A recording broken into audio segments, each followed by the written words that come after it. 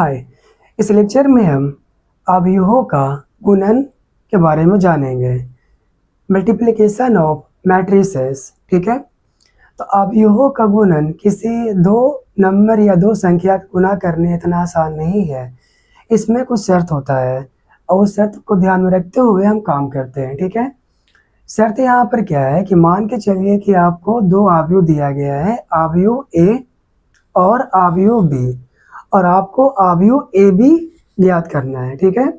तो शर्त यहाँ पर ये रहेगा कि यदि अवयव ए अवयव बी से गुना कर रहा है तो अवयव ए के स्तंभों की संख्या बराबर होना चाहिए अवयव बी के पंक्तियों की संख्या के। अगर ऐसा है तो ए बी परिभाषित होगा, अन्यथा नहीं होगा, ठीक है। आइए इसे देखते हैं। तो जो अभी हम आपसे बोले हैं उसको लिख देते हैं। तो यहाँ पर इस प्रकार से हम कर सकते हैं, ठीक है। दो अवयव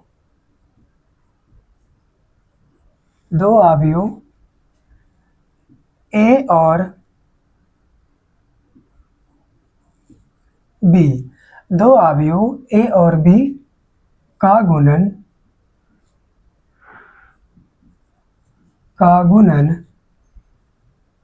ए बी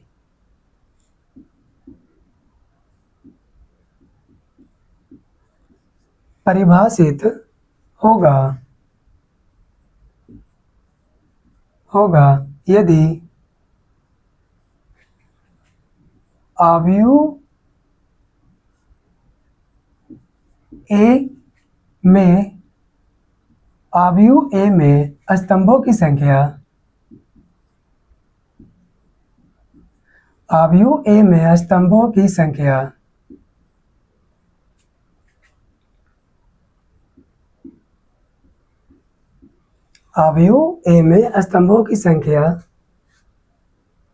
बराबर हो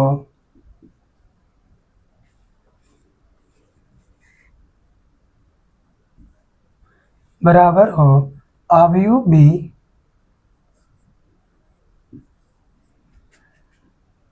बी में पंक्तियों की संख्या के,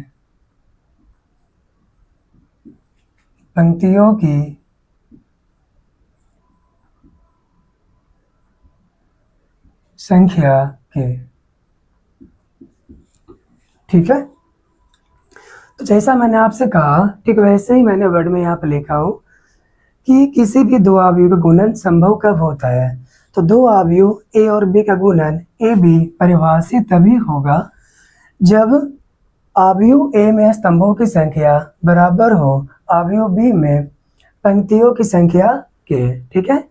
अब सवाल यहाँ पर ये भी है कि ठीक है, हम सभी जानते हैं कि अवयव चाहे कोई भी हो, ठीक है, हर एक अवयव का अपना कोटि होता है, ऑर्डर होता है, ठीक है।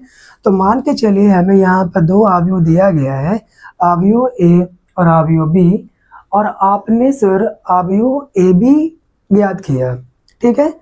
अवयव ए बी परिभाषित था, मतलब कि अवयव ए में स्तंभों की संख्या अवयव बी के पंक्तियों की संख्या के बराबर था।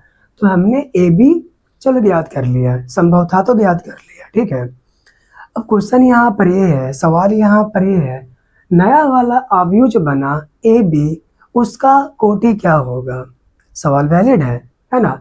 यदि हम ए और बी को गुना किए तो नया वाला अवयव ए बी जो आया है उसका कोटि अब क्या होगा। तो इतनी भी बड़ी बात नहीं है, बहुत ही आसान है इसे समझना कि आखिरकार अवयव ए बी का कोटि क्या होगा। आइए समझते हैं। देखिए, मान के चलिए मैंने इस प्रकार से लिखा, अवयव ए को मैंने इस प्रकार से लिखा, इसका कोटि मैं लिख रहा हूँ यहाँ पे m क्रॉस n, ठीक है। और एक अवयव बी लिखा मैंने जिसका कोटि मैंने लिखा यहाँ पर n क्रॉस p, ठीक है। अवयव ए का कोटि m क्रॉस n है, अवयव बी का कोटि n क्रॉस p है, ठीक है। तो हमें अब यहाँ पर ये रफली दिया गया है, रैंडम दो अवयव हमें दिया गया है। अब हमें ए बी याद करना है, मान के चलिए तो, ठीक है। तो अगर ए बी ज्ञात करना है तो वही शर्त है कि क्या अगर हमें ए बी ज्ञात करना है तो ए का स्तंभों की संख्या बी के पंक्तियों की संख्या के समान होना चाहिए। शर्त यही होता है। ठीक है, तो आइए चेक करते हैं क्या है। इस प्रकार अवयव ए का कोटि है m क्रॉस n, है ना, और अवयव बी का कोटि है n क्रॉस p। अब ध्यान दीजिए आप, n अवयव ए का स्तंभों की संख्या n है, अवयव बी के पंक्तियों की संख्या भी n है। तो देखिए मैच किया ना, ये मैच किया। तो इस प्रकार से नया वाला अवयव जो बनेगा ए बी, उसका कोटि अब क्या होगा, तो ध्यान दीजिए बड़ा ही आसान है। ये दोनों मैच कर गया ना, तो ऊपर से क्या एम उतरेगा पहले, ठीक है, उसके बाद क्रॉस लगाएंगे और ये फिर पी आएगा, बस हो गया। इतना आसान, बिल्कुल इतना आसान है। जो मैच कर गया उसको छोड़ दीजिए और ऊपर से जो रह गया उसको उतारिए और नीचे का जो रह गया उसको उतारिए, क्रॉस लगा दीजिए। ठीक है, इस प्रकार से एम ऊपर से क्रॉस और इसके बाद ये पी, एम क्रॉस पी। तो जो नया वाला आपको अवयव मिलेगा गुना करने के बाद उसका उस अवयव का कोटि क्या होगा, एम क्रॉस पी होगा। इस प्रकार से हम नए वाले अवयव का कोटि याद करते हैं। ठीक है, अब इसको थोड़ा हम प्रैक्टिकली करके दिखाते हैं आपको कैसे ये करता है, किस प्रकार से एम क्रॉस पी आता है ना। आइए तो आइए समझते हैं दो अवयवों का गुणन कैसे किया जाता है। ठीक है, तो देखिए मैंने यहाँ पर इस प्रकार से लिखा, माना कि अवयव ए है, माना कि अवयव ए को मैंने इस प्रकार से लिखा ए, या फिर A1 ले लीजिए, सुटेबल क्या रहेगा, A1 A2 और यहाँ से क्या B1 और B2। इस प्रकार इसका कोटि क्या हो गया, 2 क्रॉस 2 हो गया। ठीक है, और मैंने एक अवयव B ले लिया। ठीक है, अवयव B, इसमें क्या करेंगे वो देखिए। अब मैंने इसमें किया इस प्रकार से, जैसे मैं क्या C1 और C2 इस प्रकार से मैंने लिया। ठीक है, इसका कोटि क्या हो गया, तो 2 क्रॉस 1 हो गया। अवयव ए का कोटि 2 क्रॉस 2 है, अवयव बी का कोटि 2 क्रॉस 1 है। ठीक है, और यहाँ पर यदि मुझे ये कहा जाए ए बी ज्ञात करिए, अवयव ए बी का गुणन ज्ञात करिए। ठीक है, तो सबसे पहले बात यहाँ पर ये आता है कि ठीक है, अवयव ए दे रखा है, अवयव बी दे रखा है और हमें ए बी ज्ञात करना है, ए और बी का गुणन। ठीक है, तो सबसे पहले यहाँ पर हमें ये जांचना होगा कि क्या इन दोनों अवयव ए और बी का गुणन परिभाषित भी है या नहीं है। ठीक है, तो ऐसा जांचना जरूरी है क्या, बिल्कुल जांचना जरूरी है, क्योंकि ऐसे भी कोई हम ये नहीं कह सकते कि कोई दो अवयव उठा लिए उसे गुना किया और दे दिए, संभव नहीं है। हर किसी भी दो अवयव को उठा करके गुना करना संभव नहीं है, उसके लिए शर्त को फुलफिल करना बहुत ज़रूरी है। ठीक है, तो देखिए यहाँ पर कैसे चेक करेंगे कि इन दोनों का गुणन संभव है कि नहीं, अभी इसके पहले आप सीखे हो वैसे ही करेंगे। तो देखिए अवयव ए का कोटि क्या है, 2 क्रॉस 2, अवयव बी का कोटि क्या है, 2 क्रॉस 1 है ना।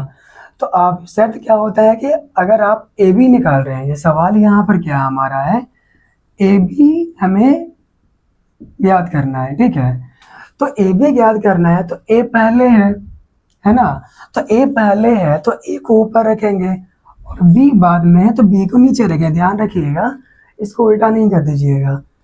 ए बी अगर आपको निकालना है तो अवयव ए का कोटि पहले लिखेंगे और अवयव बी बाद में लिखा हुआ है तो अवयव बी का कोटि इस प्रकार नीचे लिखेंगे। ठीक है, अब यहाँ पर क्या है देखेंगे, क्या अवयव ए का स्तंभों की संख्या अवयव बी के पंक्ति की संख्या बराबर है क्या, हाँ है बराबर।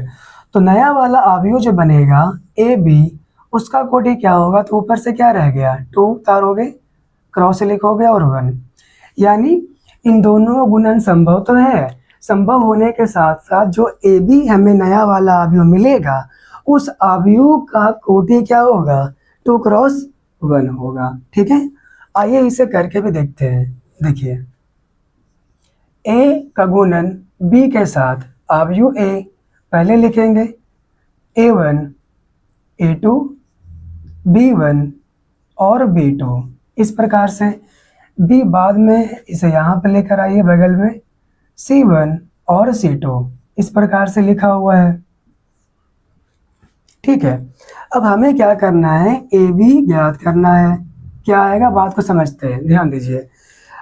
तो है क्या, यहाँ पर इस प्रकार से दिया हुआ है, तो कैसे इसे मल्टीप्लाई आप करोगे, कैसे गुना करोगे इसे। तो देखिए क्या करना है, आपको बगल वाले अवयव का स्तंभ उठाना है। ठीक है, तो इस वाले अवयव में तो एक ही स्तंभ है ना, एक ही स्तंभ है। तो इस स्तंभ को उठाइए, और इस स्तंभ को उठा करके इस वाले अवयव के प्रत्येक पंक्ति से आप इसे गुना करिए। ठीक है, तो आइए करते हैं। देखिए इसे उठा करके, इसे इस प्रकार उठा करके यहाँ पर पटकोगे, है ना, इसे उठा करके यहाँ पर पटकोगे पहले वाले पंक्ति में, तो अंदाजा लगाइए अगर इसको उठा करके यहाँ पर पटकेंगे तो A1 किससे टकराएगा, C1 से। A1 किससे टकराएगा, C1 से। ठीक है, और A2 किससे टकराएगा, तो C2 से।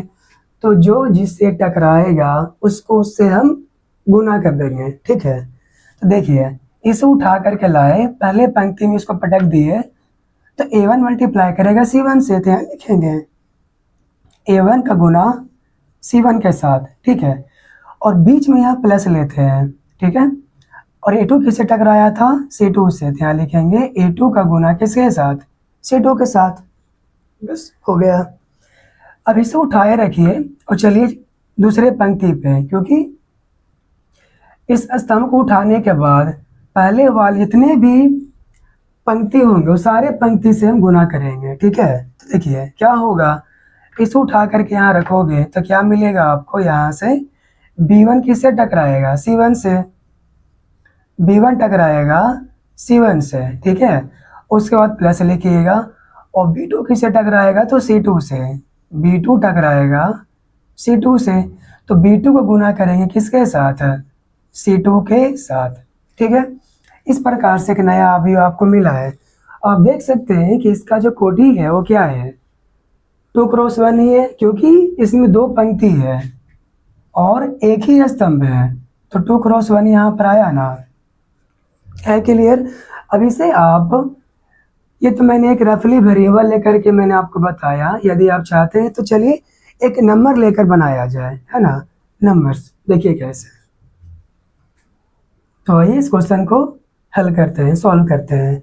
इसमें क्या है, अवयव ए इस प्रकार से लिया और अवयव बी इस प्रकार से लिया हूँ मैं, तो हमें क्या करना है, हमें ए बी याद करना है। ठीक है, तो वही काम करना आपको है, पहले चेक करना है। इसके पहले आपने चेक तो कर ही लिया है, फिर भी दोबारा हम करते हैं। अवयव ए का कोटि है 2x2, अवयव बी का कोटि है 2x1। ठीक है, आपको क्या करना है, ए बी ज्ञात करना है।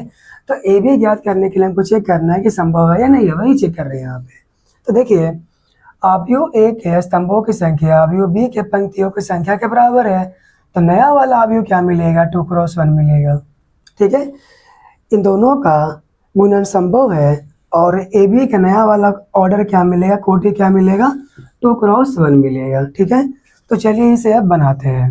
ठीक है, तो हमें ए बी लाना है, तो a इंटू बी, ए पहले, तो क्या हो जाएगा 1 2 3 एंड 4, है ना क्लियर। बी बाद में है तो बाद में लिखेंगे 3 और 2। ये ध्यान रखिएगा। ध्यान रखने के बाद यहाँ पर क्या है, अगर आपको ए बी मांगा गया है तो ए पहले होना चाहिए और बी बाद में। जैसे ही लिखा होगा जिस ऑर्डर में, उसी ऑर्डर में इसका अवयव भी हम रखते हैं। ठीक है, इसको उल्टा नहीं कर सकते हैं, जो जैसे वैसे ही आप यहाँ पर करिएगा, अदरवाइज चेंज हो जाएगा। ठीक है, आगे सीखेंगे आखिर क्यों नहीं कर सकते ऐसे।